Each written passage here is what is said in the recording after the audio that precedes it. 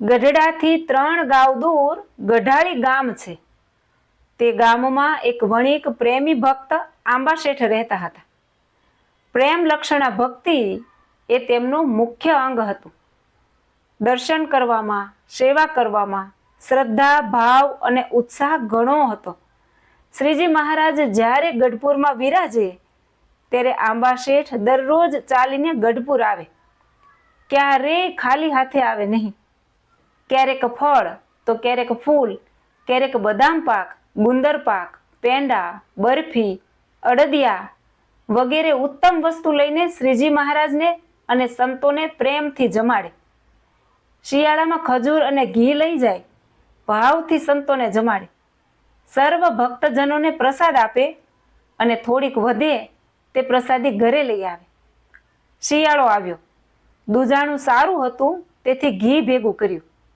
3 ડબ્બા તાજું સુગંધીમાન ઘી જોઈને આંબા ભક્તને સંકલ્પ થયો કે ઘી અને ખજૂર શ્રીજી મહારાજ અને સંતો જમે તો મારી મહેનત સફળ થાય.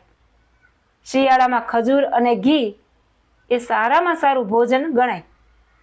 એક ગાડું ખજૂરનું ભર્યું અને 3 ડબ્બા ઘીના લઈ વહેલી સવારે ગઢપુર આવ્યા. શ્રીજી મહારાજ સભામાં બિરાજમાન થયા છે. આંબા શેઠે પ્રભુના ચરણમાં દંડવત પ્રણામ કરીને કહ્યું, હે મહારાજ, હું સારામાં સારો માલ વેપાર કરવા આવ્યો છું. ગ્રાહક મોકલો તો મારું વાણિયાનું કામ થઈ જાય. ત્યારે શ્રીજી મહારાજ સમજી ગયા કે સારામાં સારા ગ્રાહક તો મારા સંતો છે. તરત સંતોને શ્રીજી મહારાજે ખૂબ હોંશથી જમાડ્યા. પોતે પણ જમ્યા. ખૂબ રાજી થયા. તમારી કમાણી લેખે લાગી. તમે વાવણી સારી કરો છો. સુપાત્રમાં વાવવાથી અનંત ઘણું મળે છે. તમારી સમજણ શ્રેષ્ઠ છે. એક વખત દાદા ખાચરના દરબારમાં દૂજાણું નહીં. તેથી શ્રીજી મહારાજે કહ્યું, ભગુજી, તમે તપાસ કરો. દૂધ વગર શું કરશું? ભગુજીએ સીમમાં તપાસ કરી તો આંબા શેઠની પિત્તળની સાંકળવાળી ભેંસ જોઈ.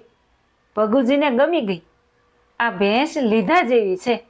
ગઢપુર આવ્યા અને શ્રીહરિને વાત કરી.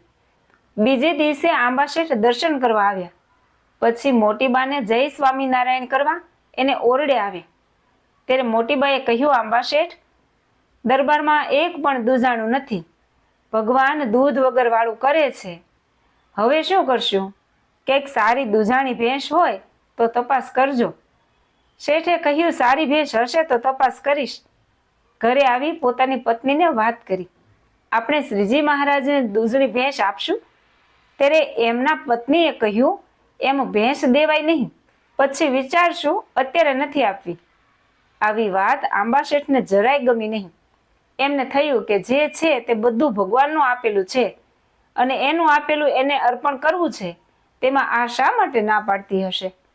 પણ મારે તો ભેંસ આપવી જ છે. પણ તે સીધી રીતે માનશે નહીં, માટે કંઈક યુક્તિ કરવી પડશે. પોતાના નોકરને કહ્યું, ભેંસને તારે ઘેર સંતાડી બાંધી દે. સીમમાં ચરાવવા ન લઈ જજે. હું કહું ત્યારે લઈ આવજે. આજે ભેંસ ઘરે લાવતો નહીં. સાંજ પડી પણ ભેંસ ઘરે આવી નહીં. હવે શું કરવું? પત્નીએ કહ્યું, આજે ભેંસ ઘરે આવી નહીં, ભેંસ શોધી આવો. ત્યારે આંબા શેઠે આડા અવળા માણસો દોડાવ્યા, પણ ભેંસ મળી નહીં. સંતાડી દીધી છે તો ક્યાંથી મળે? આંબા શેઠ ઘરે આવી નિરાશ થઈને બેઠા. હવે શું કરવું? ભેંસ મળી નહીં. હવે તું શુભ સંકલ્પ કર કે જો ભેંસ મળશે તો શ્રીજી મહારાજને અર્પણ કરશું. ત્યારે પત્નીએ કહ્યું, મળશે તો ચોક્કસ ભગવાનને અર્પણ કરશું. આંબા શેઠ ફરી તપાસ કરવા ગયા. નોકરને સંકેત કર્યો કે તરત ભેંસ લઈ આવ્યો. ભેંસને જોઈ પત્ની રાજી રાજી થઈ ગયા. આંબા શેઠને કહ્યું, પતિદેવ, ભગવાને આપણો સંકલ્પ સફળ કર્યો. હવે ગઢપુર જાઓ અને ભેંસ અર્પણ કરો. રાત્રિના 2 વાગ્યે શેઠ ચાલતા ચાલતા ગઢપુર આવ્યા. પ્રભુના ચરણમાં દંડવત કરીને પિત્તળની સાંકળથી બાંધેલી ભેંસ શ્રીજી મહારાજના હાથમાં અર્પણ કરી. લ્યો મહાપ્રભુ, હું તો તમારે શરણે થયો છું, પણ આજે આ ભેંસ પણ તમારે શરણે આવી છે.